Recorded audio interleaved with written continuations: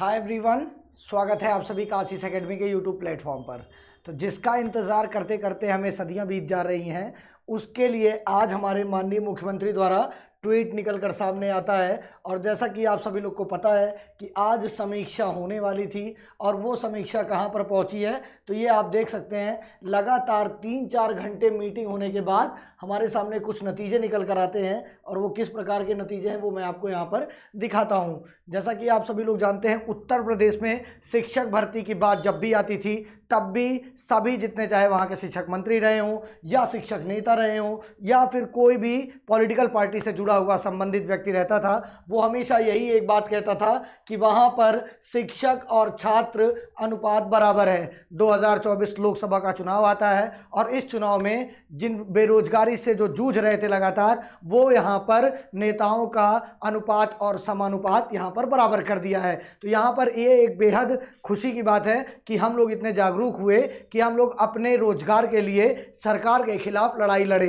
हालांकि बहुत सारे लोग ये दावा पेश करते हैं कि बीजेपी बहुत कुछ कर रही है, ये कर रही है, वो कर रही है। अच्छी बात है, सरकार का यहाँ कोई मुद्दा नहीं है। यहाँ पर मुद्दा हमारे शिक्षक भर्ती उत्तर प्रदेश का था, जो कि काफ़ी दिनों से नहीं आ रहा था। बहुत सारे अभ्यर्थी, आप सभी लोग जानते हैं कि लगातार धरने पे बैठे हुए थे कि भर्ती को कराई जाए। लेखपाल भर्ती, यूपी पुलिस भर्ती, पेपर लीक संबंधित आरओ का जो भी हो, सारे पेपरों के ऊपर संकट ही नजर आ रहा था। और सबसे ज़्यादा जिसका इंतजार था कि शिक्षक भर्ती आए, उसके लिए यहाँ पर क्या किया गया है, तो आप देख सकते हैं माननीय योगी आदित्यनाथ जी यहाँ बैठे हैं और ये आज का ही मीटिंग हो रही है इनकी। और ये 3 घंटे से ऊपर मीटिंग चली है, तब यहाँ पर एक ट्वीट आया है जो कि 1 घंटे पहले ही आया है, देख सकते हैं आप। तो माननीय योगी आदित्यनाथ जी कह रहे हैं जिन विभागों में नियुक्तियां की जानी है वहां से तत्काल अध्याचन चयन आयोग को भेजा जाए। चयन प्रक्रिया की समय सीमा तय करें मुख्यमंत्री श्री योगी आदित्यनाथ महाराज जी। मतलब ये जो ट्वीट है ये आपके लिए बेहद महत्वपूर्ण है। इससे आपको क्या करना चाहिए,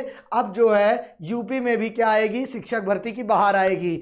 तो अब की बार यूपी में शिक्षक भर्ती की बहार आना तय है, नहीं आएगी तो ये लोग 2027 में जो विधानसभा का चुनाव है उसमें से बाहर हो जाएंगे बहुत ही आसानी से, क्योंकि आपने रिजल्ट देखा कि किस प्रकार का रिजल्ट हमें देखने को मिला है। तो बीजेपी का जो हाल हुआ है उत्तर प्रदेश में, उसका मेन कारण जो बताया जा रहा है वो सिर्फ यही है कि जो ये लोग इतने दिन से नानुकुर कर रहे थे, कोई भी चाहे शिक्षा मंत्री हो या विधायक हो, मीडिया जब भी इनसे सवाल पूछता था या छात्र पूछते थे तो ये लोग कहते थे कि साक्ष्य और शिक्षक और छात्र अनुपात बराबर है, हमें अभी आवश्यकता नहीं है। इसी के साथ ये जो नाराजगी है वो यहाँ पर देख लीजिए। दूसरे राज्यों में नौकरी की है भरमार, यूपी में है सिर्फ इंतजार। लेकिन मैं अब आपसे यहाँ पर कह रहा हूँ कि अब की बार यूपी का इंतजार खत्म होगा और यूपी में शिक्षक भर्ती की बाहर आएगी, क्योंकि अब इन लोग को समझ में आ गया अगर भर्ती नहीं निकाले तो 2027 से सफाया एकदम तय है। तो अपनी कुर्सी बचाने के लिए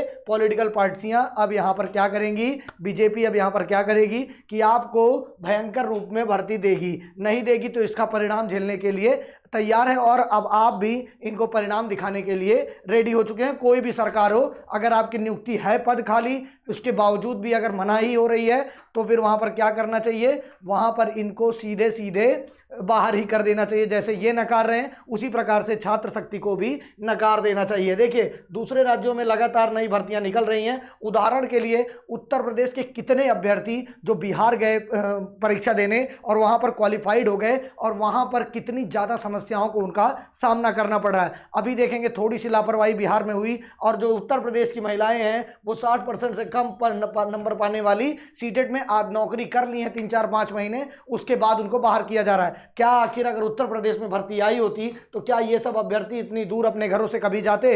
बिहार के जो अभ्यर्थी हैं वो बिहार में आराम से नौकरी करते और जो उत्तर प्रदेश के अभ्यर्थी हैं वो अभ्यर्थी क्या करते, उत्तर प्रदेश में करते। आपका कहना है कि हमारे पास सरकारी बच्चे कम हैं तो क्वालिटी और एजुकेशन की बढ़ाई है जिससे सभी के बच्चे सरकारी स्कूल में जाएं और ज़्यादा से ज़्यादा सरकारी शिक्षक की भर्तियां निकल पाएं। और ऐसा नहीं है, आज भी आप जब ग्राउंड लेवल पर चेक करते हैं तो 60-60, 70-70, 80-80 और 1-1, 2-2 क्लास के बच्चे एक साथ पढ़ रहे हैं। तो अगर सरकार के पास और भी चीज़ों के लिए पैसे हैं तो शिक्षक भर्ती या जो भी भर्ती का इंतजार यूपी में कर रहे हैं लोग, उनको निकालना चाहिए। तो आपके लिए सबसे बड़ा उदाहरण है बिहार राज्य, लगभग कितनी सारी 4-5 लाख भर्तियां लगभग कितने दिनों में करा दिया है, 6 महीने के अंदर करा दिया है। तो आपका भी चुनाव है, थोड़ा सा इसका फायदा उठाइए। देखिए और कुछ हुआ हो या ना हुआ हो, नीतीश कुमार की सरकार को कितनी सीट मिली? 16 सीट मिली। क्यों?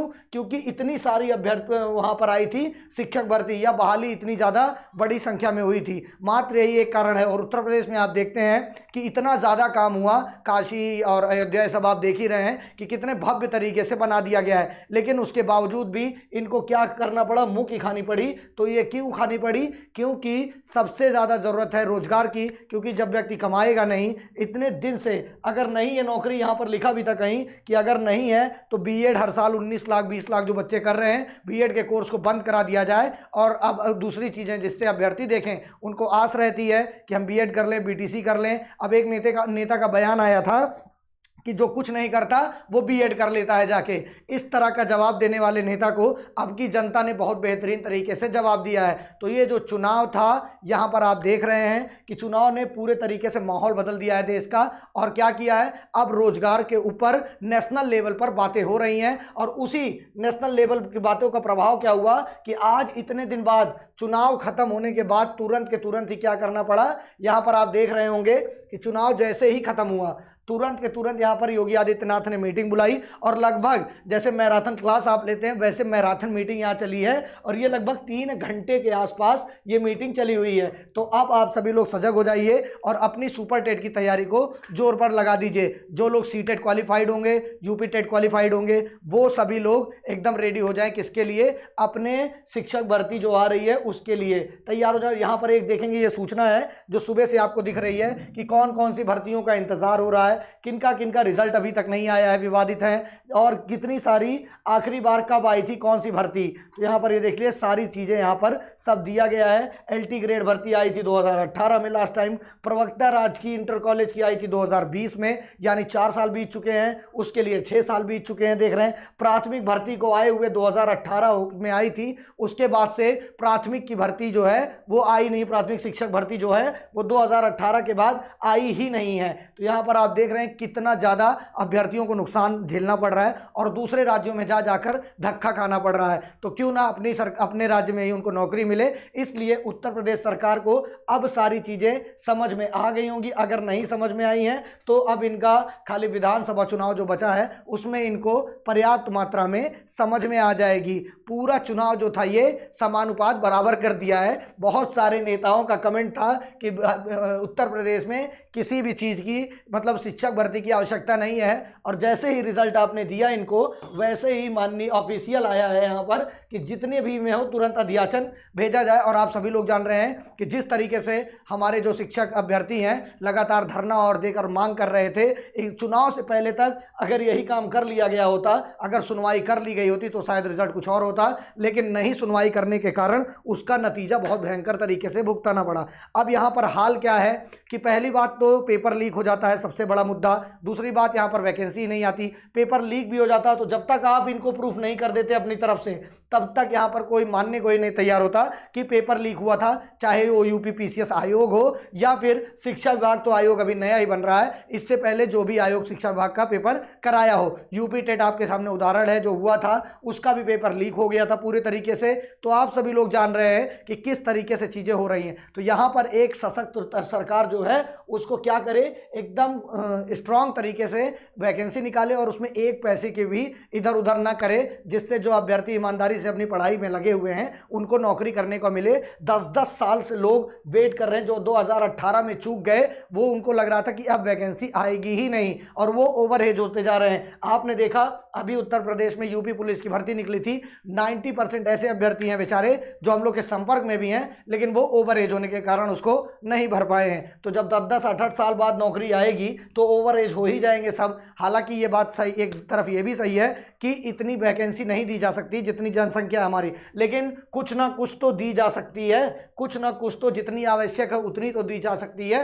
हर साल 10-20 हज़ार तो निकाली जा सकती है, तो उस पर अब इनको काम करना होगा। जैसे बीपीएससी ने या बिहार राज्य सरकार ने कहा है हम शिक्षक भर्ती के लिए हर साल कैलेंडर निकालेंगे, उसी प्रकार से यहाँ पर माननीय योगी आदित्यनाथ को करना चाहिए और शिक्षक भर्ती के लिए जो आयोग बना है वो हर साल कुछ ना कुछ भर्तियां निकाले, जिससे जो बच्चे हैं वो एकदम से हतोत्साहित ना हो, उनका प्रोत्साहन बना रहे। अब सिलेक्शन पाना ना पाना ये छात्र की जिम्मेदारी है, लेकिन नौकरी की वैकेंसी निकालना ये सरकार की जिम्मेदारी है पूर्ण रूप से।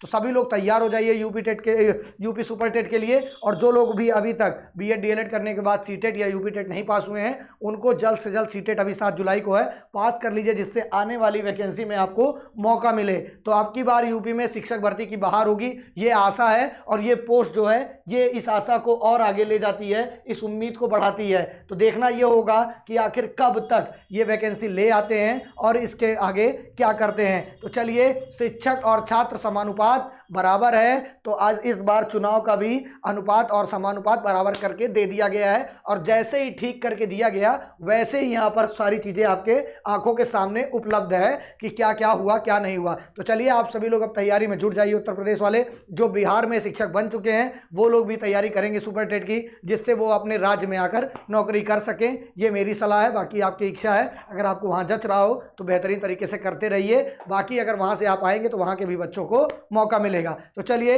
इस वीडियो में इतना ही। जैसे कोई उत्तर प्रदेश शिक्षक भर्ती से संबंधित अपडेट आती है आपके सामने तुरंत लाई जाएगी। उसके लिए आप आशीष एकेडमी के चैनल को सब्सक्राइब कर लीजिए और अभी से अपनी तैयारी कर लीजिए। आशीष एकेडमी के एप्लीकेशन को डाउनलोड कर लीजिए।